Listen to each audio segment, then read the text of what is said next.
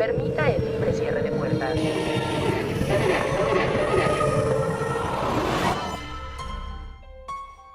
La estación del metro más terrorífica. Próxima estación, Atlalilco. Cuando se inauguró la línea 12 del metro de la Ciudad de México en octubre del 2012, se celebró como una de las obras más ambiciosas del transporte capitalino. Sin embargo, detrás de los discursos, los vagones nuevos y los anuncios institucionales, se escondía una verdad más antigua que la ciudad misma. El subsuelo de Tláhuac, Iztapalapa y Atlalilco guarda secretos que para muchos de los trabajadores encargados y hasta el gobierno mismo prefirió mantener encerrados. Se dice que durante la construcción de esta línea, especialmente en el tramo que conecta con la línea 8 en Atlalilco, los trabajadores se toparon con algo más que tierra y piedra. Excavadoras y palas comenzaron a sacar vasijas, restos de estructuras, huesos que parecían ser de humano y fragmentos de lo que alguna vez fue un asentamiento prehispánico. No era cualquier zona.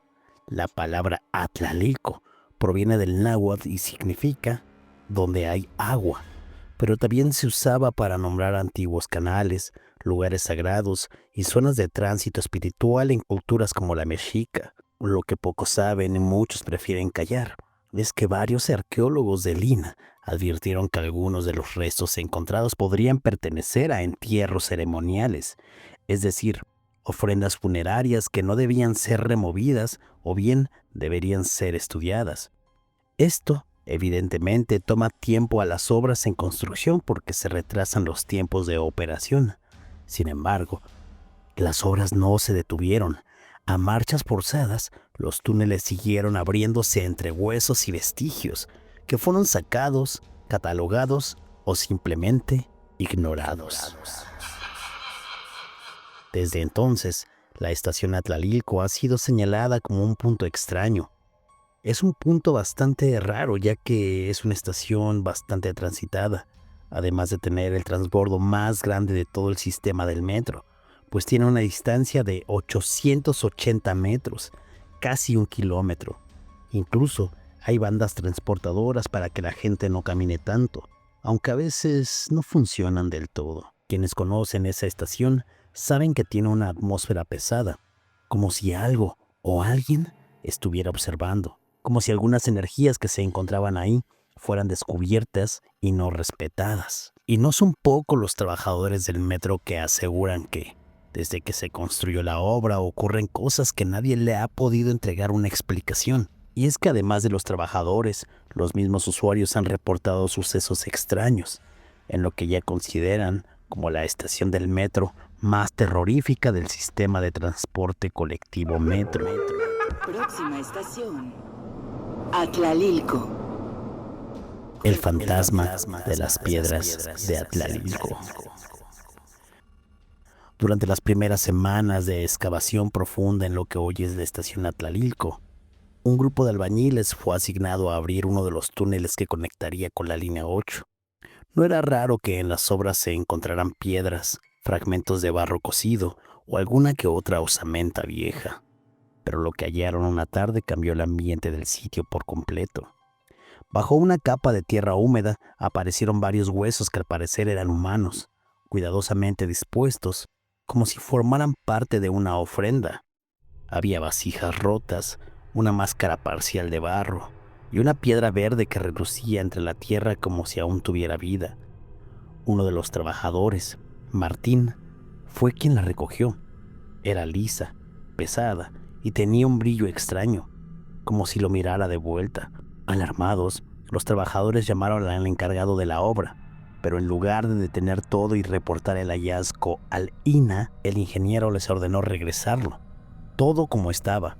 No quería escándalos ni retrasos. Ustedes no vieron nada, ¿eh? Les dijo. Algunos se resistieron, pero acabaron obedeciendo. La mayoría volvió a enterrar los huesos, aunque mal colocados, como si eso bastara para cerrar el ciclo. Martín, sin embargo, escondió la piedra preciosa en su mochila. Pensó que podría valer algo, que quizá era un jade antiguo, o que tal vez la podría vender muy caro. Esa misma noche, Martín tuvo un sueño. Estaba en el fondo del túnel, solo. Una figura humana emergía de la oscuridad cubierta de barro seco, sin ojos, sin boca, sin rostro. Solo una voz que sonaba dentro de su cabeza y decía: devuélvemelo, devuélvemelo. Martín despertó empapado de sudor, con la sensación de que alguien lo observaba desde la esquina de su cuarto. Durante una semana no pudo dormir. Cada vez que cerraba los ojos, el hombre sin rostro se acercaba más. Escuchaba a la entidad hablarle, a veces desde adentro de las paredes, a veces desde el fondo del excusado, siempre repitiendo lo mismo: devuélvemelo.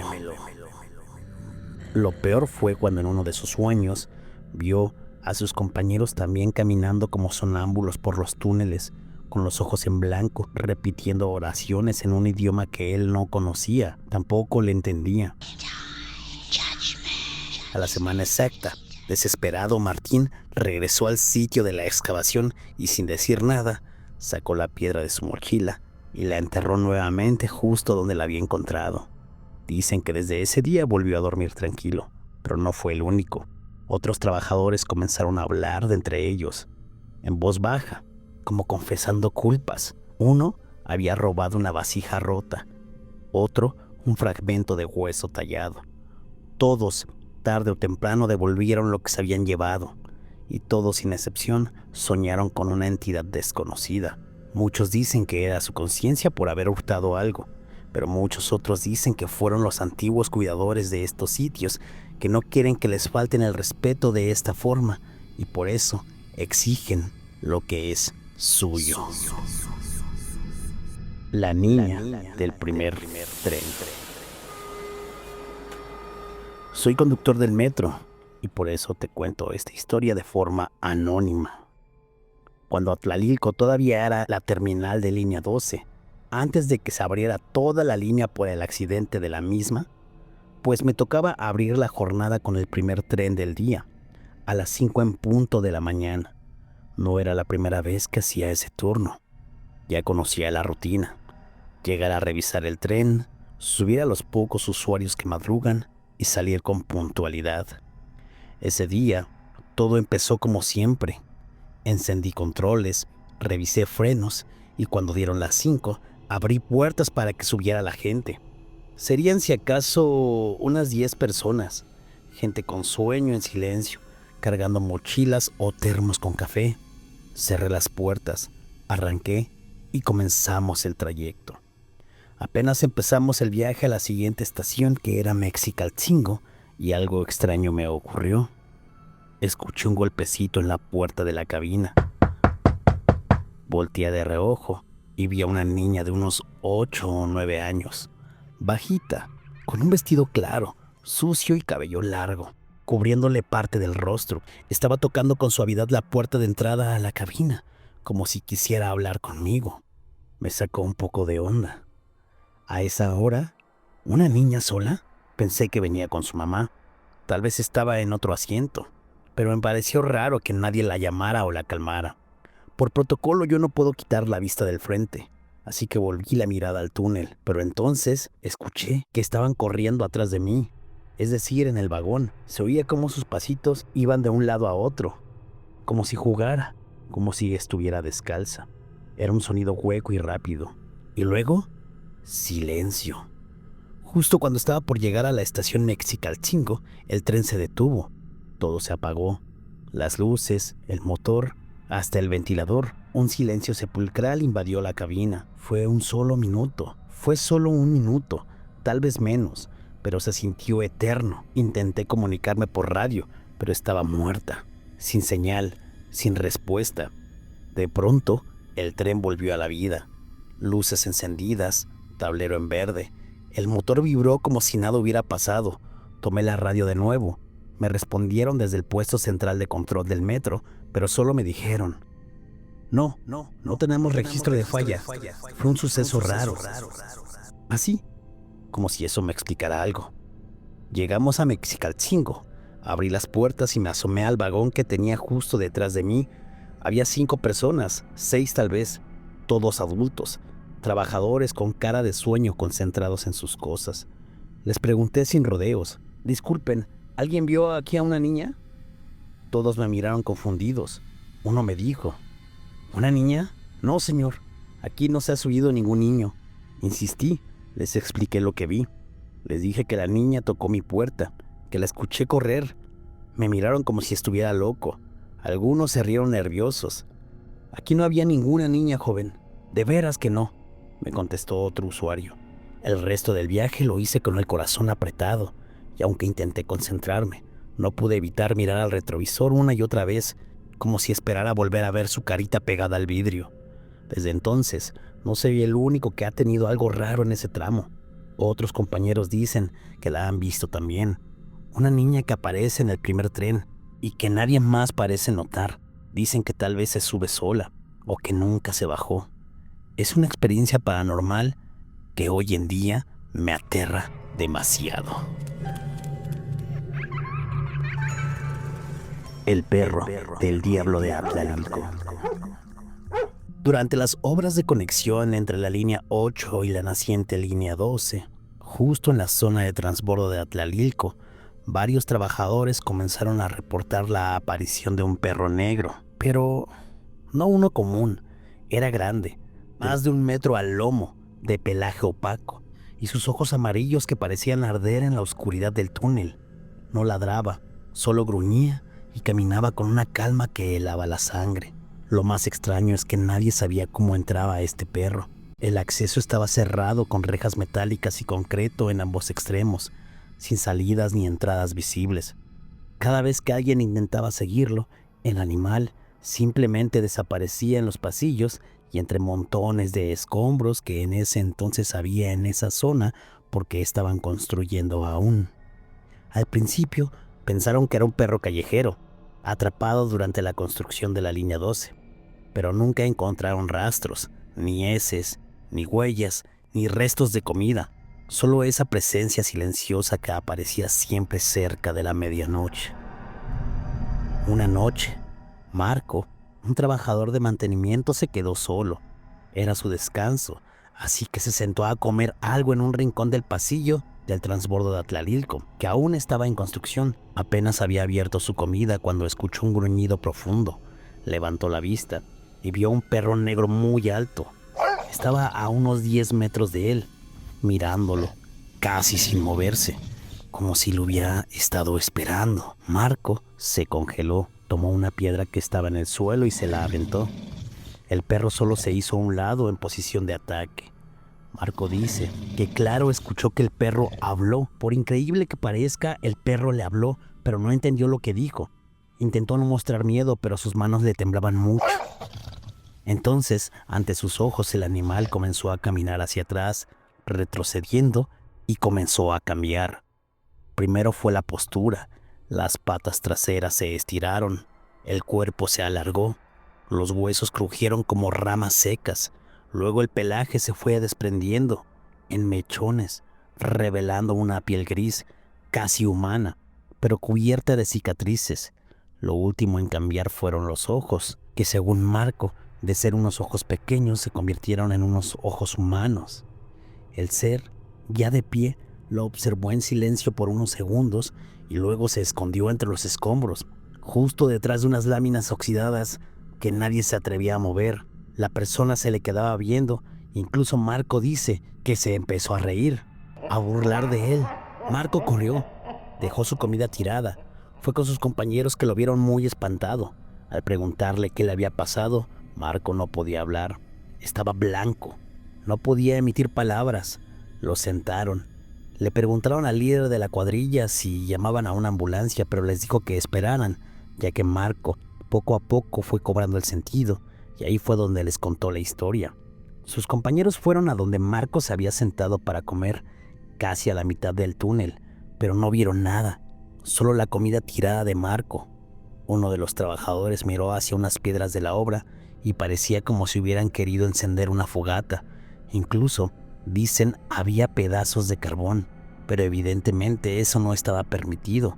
Los demás trabajadores fueron a ver y uno de ellos dijo que era el mismísimo diablo quien se había presentado ahí o el perro del diablo. Algunos dicen que era un nahual, un brujo que cuida los restos que se removieron del suelo. Otros creen que es el espíritu de alguien que fue enterrado vivo en tiempos antiguos y que toma esa forma como advertencia. Desde ahí muchos trabajadores evitaban esa zona por las madrugadas, ya que tenían miedo a que se les apareciera el famoso diablo, o como muchos ya le decían, el perro del diablo. La mujer de los pies descalzos. Eran como las 11:30 de la noche. Yo venía de trabajar y tomé la línea 12, dirección Mixcoac. Iba cansado con los audífonos puestos, pensando en llegar a casa, cenar algo rápido y dormirme. Me bajé en Atlalilco para hacer el transbordo a línea 8, como lo hacía casi todos los días. Pero esa noche, todo se sentía raro. El túnel de conexión, ese pasillo larguísimo entre líneas, parecía más oscuro que de costumbre. No había casi nadie. Solo vi una pareja discutiendo a lo lejos y una señora sentada sobre el pasillo con la mirada clavada en el suelo. Bajé por las escaleras para iniciar a caminar el transbordo y fue ahí, a la mitad del pasillo, cuando vi a una mujer delgada con el cabello larguísimo, negro y suelto.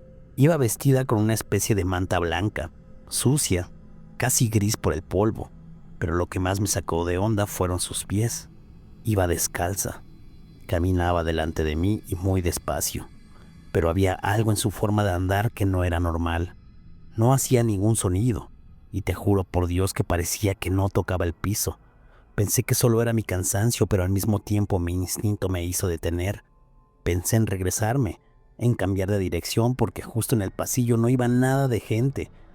Ya me estaba mal viajando, pero justo en ese momento, ella se detuvo también, así, de golpe, y sin voltear, sin girar el cuerpo, me habló con una voz bajita, casi infantil, y empezó a decir: Aquí estaban mis hijos. No pude moverme, sentí como si el cuerpo no me respondiera.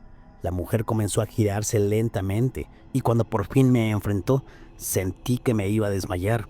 Su rostro estaba pálido, como de cera, pero lo peor eran los ojos. Eran muy negros. Parecía que tenía ojeras. Me sonrió. No fue una sonrisa amable, fue una burla, una amenaza. Pensé de inmediato que era un indigente, alguna loquita que se había metido al metro, pero real le tenía mucho miedo. Estaba paralizado. No sé cómo, pero mis piernas reaccionaron. Eché a correr. Corrí por todo el túnel hasta llegar al andén de la línea 8.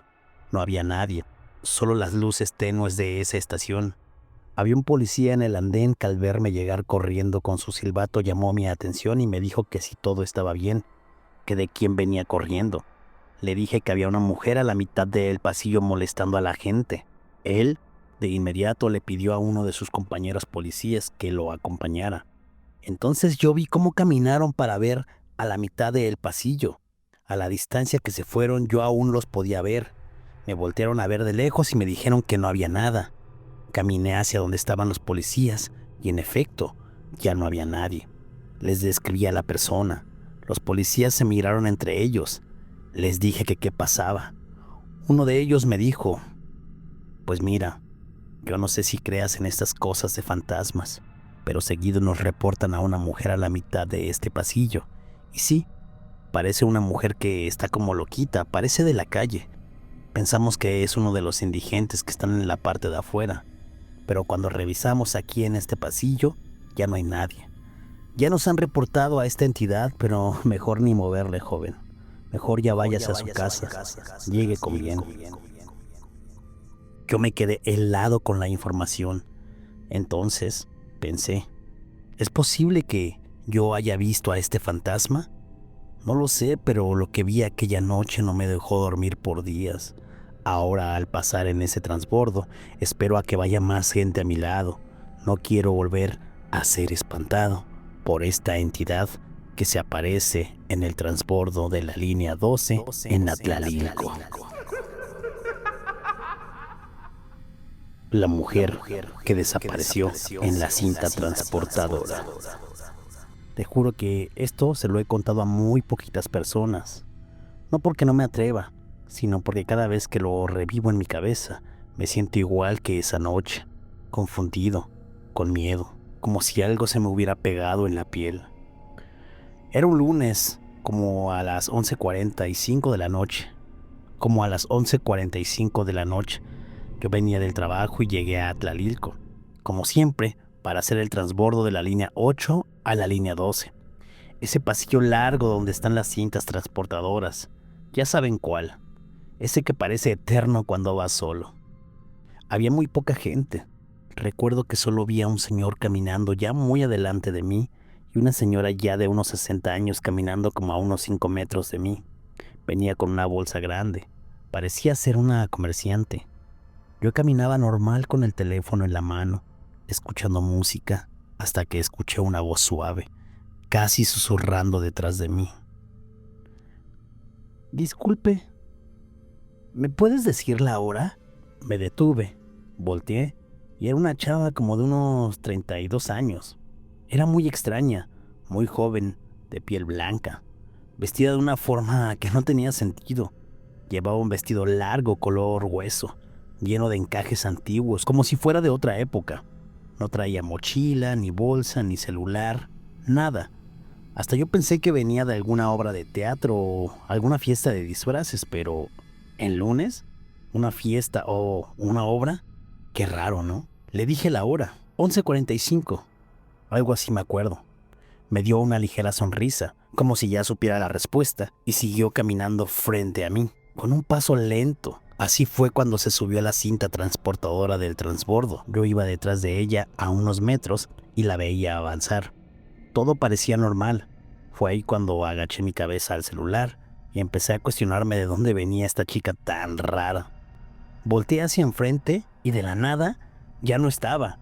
Así sin más desapareció, como si alguien hubiera cortado una escena de película. Un segundo la vi, al siguiente ya no. Me quedé en shock, como si me aventaran agua con hielo. Me quité los audífonos, empecé a ver por todos lados. Pensé que tal vez se había salido por un costado, pero no hay salidas ahí. Caminé a paso rápido hacia adelante. Revisé todo el tramo de la cinta hasta el final. Nada, nadie, ni un ruido, ni una sombra. Fui a donde estaba la señora que iba delante de mí y le dije: Señora, buenas noches, disculpe. ¿Vio pasar a alguien ahorita frente a usted? Una señorita con un vestido medio raro. La señora me contestó que no, que qué había pasado.